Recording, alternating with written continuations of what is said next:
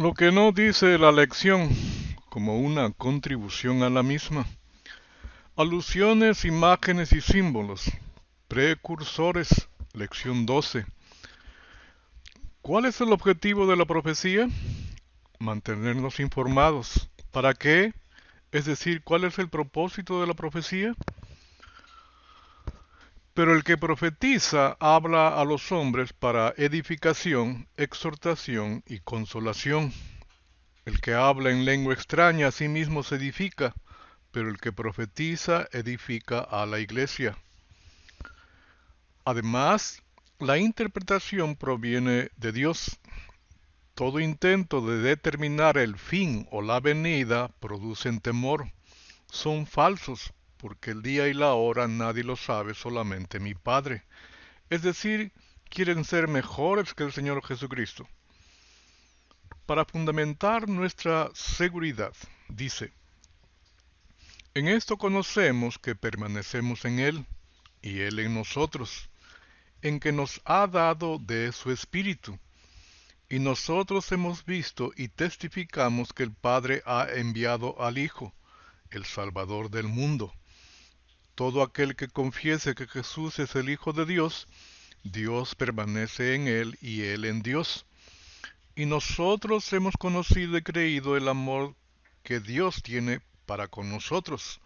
Dios es amor, y el que permanece en amor permanece en Dios y Dios en él. En esto se ha perfeccionado el amor en nosotros para que tengamos confianza en el día del juicio, pues como Él es, así somos nosotros en este mundo. En el amor no hay temor, sino que el perfecto amor echa fuera el temor, porque el temor lleva en sí castigo, de donde el que teme no ha sido perfeccionado en el amor. Esta es nuestra seguridad, el amor, agape. Dios nos ama. Reino es forma de gobierno, donde la palabra del rey o reina es ley, y mediante ellas establece su forma de regir, de gobernar, sobre súbditos.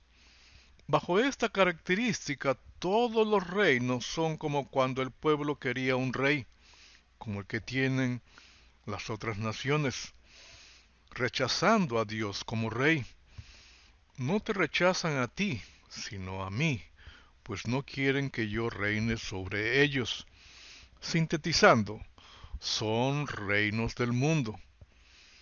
Cuando Dios crea al hombre, dice, entonces dijo Dios, hagamos al hombre a nuestra imagen para que sean como nosotros. Ellos reinarán sobre los peces del mar, las aves del cielo, los animales domésticos, todos los animales salvajes de la tierra y los animales pequeños que corren por el suelo. Dominar, regir sobre lo que había creado para ellos. Luego Dios los bendijo con las siguientes palabras: sean fructíferos y multiplíquense, llenen la tierra y gobiernen sobre ella, reinen sobre los peces del mar, las aves del cielo y todos los animales que corren por el suelo. La regencia y dominio no incluye a personas. En el reino de Dios no hay súbditos. Es un reino de reyes y reinas sirvientes. Así es que el reino de Dios fue establecido en la creación. Es rechazado en la época de Samuel, cuando piden rey como el que tienen las otras naciones.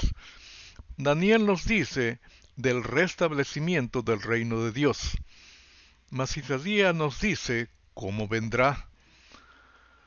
Porque un niño nos es nacido, hijo nos es dado, y el gobierno sobre su hombro, y se llamará su nombre admirable, consejero, Dios fuerte, Padre eterno, príncipe de paz. Jesucristo trae ese gobierno de Dios, del Rey de Gloria. El reino de Dios. En la actualidad hay todo tipo de formas de gobierno, democracia, socialismo, comunismo, dictadores, etc., con sus diferentes ramificaciones, como el Reino Unido, que es una monarquía constitucional. Además dice Isaías, lo dilatado de su imperio y la paz no tendrán límite, sobre el trono de David y sobre su reino, disponiéndolo y confirmándolo en juicio y en justicia desde ahora y para siempre. El celo de Jehová de los ejércitos hará esto. El que crezca el reino de Dios depende solo y únicamente de Dios. Todo aquel que quiera realizar esto está en el error. Así como hay diferentes formas de gobierno, hay también diferentes formas de creencia.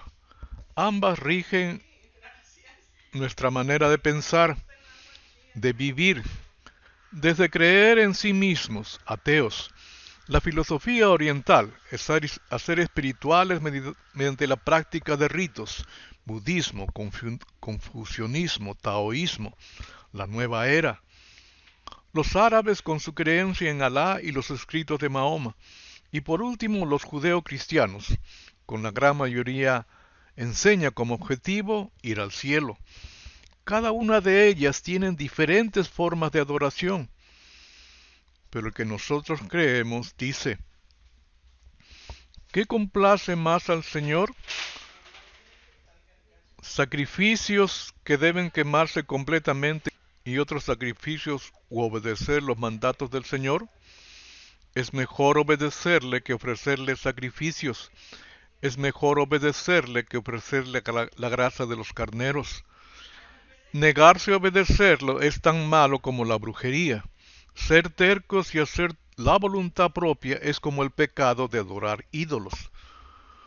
Tú te negaste a obedecer el mandato del Señor, por eso Él ahora se niega a aceptarte como rey. El seguir, creer, adorar se centra en la obediencia. Dice Pablo, ¿no sabéis que si os sometéis a alguien como esclavos para obedecerle, sois esclavos de aquel a quien obedecéis? Sea del pecado para muerte, o sea de la obediencia para justicia. Hablo como humano, pues por vuestra humana debilidad, que así como para iniquidad presentasteis vuestros miembros para servir a la inmundicia y a la iniquidad, así ahora para santificación presentad vuestros miembros para servir a la justicia. Es decir, la obediencia se trasluce en el servicio, al que está en necesidad como al que no está en necesidad. En cuanto al mensaje y enseñanza, el Señor dice, en el juicio final, la gente de la ciudad de Nínive se levantará y hablará contra ustedes, porque esa gente sí cambió de vida cuando oyó el mensaje que le anunció Jonás. Pero ustedes oyen mi mensaje y no cambian. Y he aquí uno mayor que Jonás. ¿Cuál mensaje les dijo a sus discípulos que predicaran a sus coterráneos? La reina del sur también se levantará en el día del juicio y hablará contra ustedes, porque ella vino desde muy lejos a escuchar las sabias enseñanzas del rey Salomón. Pero ustedes no quieren escuchar mis enseñanzas, y he aquí uno mayor que Salomón. Jesucristo, habiéndoles prohibido que vayan con los gentiles y samaritanos, los envía a predicar a las ovejas perdidas de la casa de Israel. Y yendo predicad diciendo, el reino de los cielos se ha acercado. Y si alguno no os recibiere ni oyere vuestras palabras, salid de aquella casa o ciudad, y sacudid el polvo de vuestros pies. De cierto os digo que en el día del juicio será más tolerable el castigo para la tierra de Sodoma y de Gomorra que para aquella ciudad. Esta es la causa de la persecución, de que sea predicado el reino de los cielos se ha acercado. Dice, mirad que os envío como ovejas en medio de lobos. Sed pues prudentes como serpientes y sencillos como palomas. Y guardaos de los hombres, porque os entregarán a los concilios, y en sus sinagogas os azotarán, y aun ante gobernadores y reyes seréis llevados por causa de mí, para testimonio a ellos y a los gentiles. Jesucristo fue llevado con los gentiles, los romanos, Pedro y Pablo también. Todo esto les he dicho para que no flaqueen su fe. Los expulsarán de las sinagogas, y llegará el día en que cualquiera que los mate pensará que está prestando un servicio a Dios.